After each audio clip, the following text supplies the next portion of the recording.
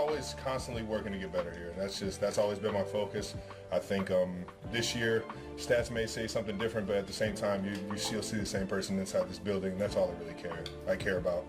I'm my own worst critic. Everything outside of this building is just noise, respectively, guys. How much more equipped are you, maturity-wise, to handle maybe not hitting 6 or 8 or 10 targets a game maybe than you would have been years ago?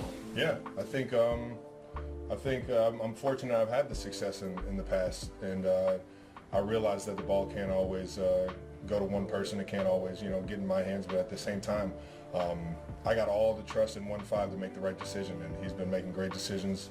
We might not be putting up as much points as we want to, but at the same time, we're 3-0 and we're doing something right.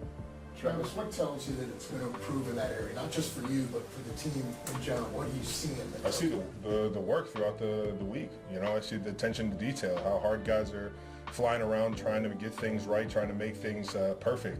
And on top of that, the schemes keep getting better and better, and I think that everything just kind of stacks on top of each other. Both all the coaches and the players, everybody together is just they have the goal in mind to keep getting better throughout this year and throughout the season, and that's the mentality you got to have. You've been part of a lot of different teams. What's your favorite part early on here about this year's cast?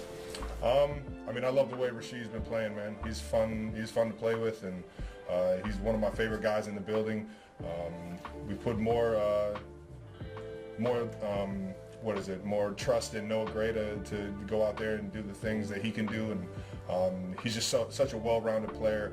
I'm happy to see him get out there and have the success he's been having, and outside of that, 4-2, I think the emergence of guys stepping up to the plate and making plays for us and helping us win ball games, I think that's the most fun so far this year. Travis, you've had a lot of attention from defenses throughout your own career. Does it feel different this year, or more of just what you've seen for several years now?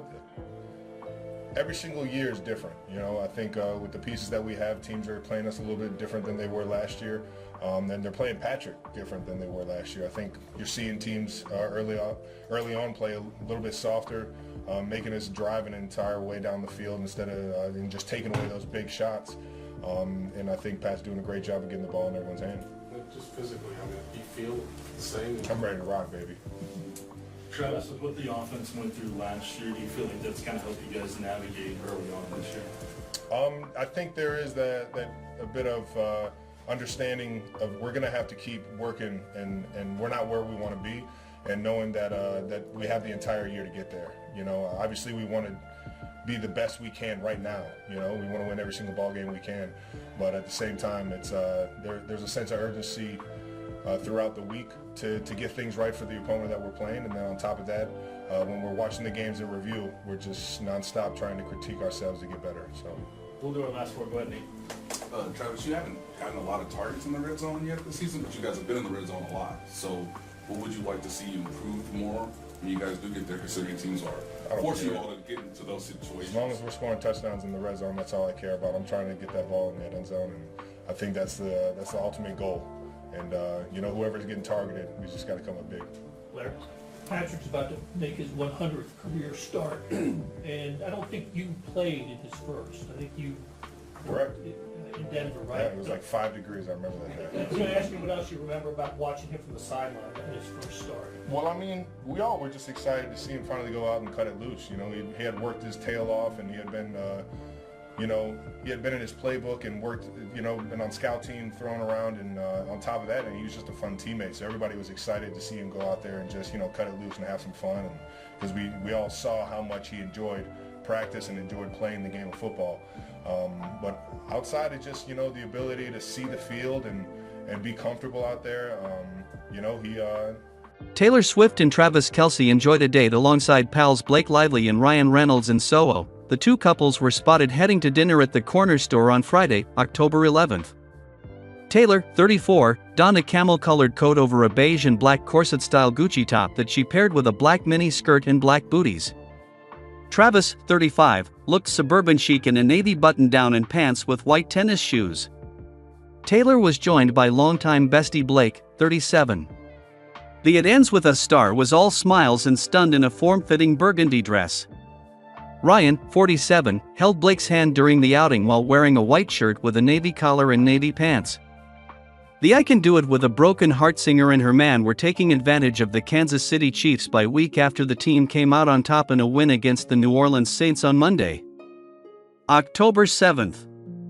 Travis had previously teased his plans for his time off during an episode of his and Jason Kelce's podcast, New Heights, on Wednesday, October 9th. "You got any bye-week plans?" Jason, 36, asked his little brother. "Of course I do," Travis replied. That particular episode also included Jason and Travis raving about Blake after her film The Sisterhood of the Traveling Pants nabbed the top spot in a film poll on the podcast. The winner by a huge margin, of course, is Sisterhood for the Traveling Pants, or whatever, Jason said, as he joked about Taylor's fans dominating the votes. "You're honestly excited to watch this movie?" Jason asked. "What in the title makes you excited to watch this movie? Do you know anything about this movie?" Travis replied, "I don't know. It has Blake Lively in it and she's cool." Jason added that he loves Blake, before Travis chimed back in and said, "I like watching films with people that I've met and I know." Blake and Ryan have gotten close with Travis over the past several months due to Taylor's friendship with the former Gossip Girl actress. Ryan and his wife attended a few Chiefs games last season, and Blake even accompanied Taylor to the 2024 Super Bowl when the Chiefs took the win over the San Francisco 49ers. The Deadpool star and Blake were also spotted at Taylor's Watch Hill, Rhode Island, mansion in August after rumors began swirling about Blake's alleged feud with It Ends With Us co-star Justin Baldoni. Neither Blake nor Justin, 40, have specifically addressed the whispers about their alleged feud, but a source previously revealed to We that Blake had turned to Taylor for advice on handling the backlash she was receiving. Do the Kansas City Chiefs currently have the best supporting cast they've ever had surrounding Travis Kelce at the tight end position? Can this quartet of active roster tight ends lift the offense as the team battles brutal injuries at wide receiver? Those are some of the questions Jordan Foote of Kansas City Chiefs on SI and I will seek to answer as we continue to go position by position to get a closer look at the 2024 Chiefs during the team's bye week. Starting with Kelce. The Chiefs have a fascinating group of tight ends for the remainder of the 2024 season. Joshua Briscoe, the easiest player to discuss in the Chiefs' tight end room, is still 35-year-old Travis Kelce. We've finally cleared the hysteria of the first few weeks of the season. He's still Travis Kelce. He is, of course, a different player than he was 5 years ago, but he's still KC's top healthy pass catcher, and the Chiefs can three-peat with him remaining a top option. However, that's no excuse to force Kelce to carry the passing game on his back again this season, and we're on the same page regarding the idea that the Chiefs should add another wide receiver to help Kelce shoulder the burden of the offense. Still, even as the rest of the tight end room has gotten more interesting, the offense is back to running through Kelce. Jordan Foote. It was borderline hilarious watching the first few weeks of the season and seeing the Kelce takes fly around.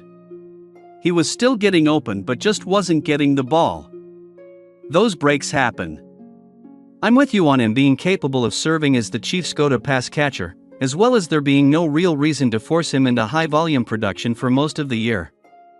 If the Chiefs want Kelce at his best for the postseason, having him take a beating every week is the exact opposite way to ensure that, aside from the wideout possibilities, it seems like Noah Gray is making good on his contract extension. He's converted on all but one of his targets and is posting career-best marks in yards per catch, yards per game and success rate. Still, though, it seems like there's a bit more he can do. Is there a world where Gray gets featured more consistently on offense? You're on record documenting how consistent his snap counts have been over the years. Briscoe, Noah Gray, Mr. 52%. He's a valuable player, but, to that point, his role seems clearly defined in the Chiefs' eyes. I'm always happy to see the ball heading Gray's direction on third down, but I don't think he'll see an immense increase in targets after the bye simply because the Chiefs haven't pushed that on him in the past. It is interesting that the Chiefs used all four rostered tight ends on Monday Night Football, including the recently returning prodigal son, Jody Fortson. That may be an overstatement. I've just always liked Fortson.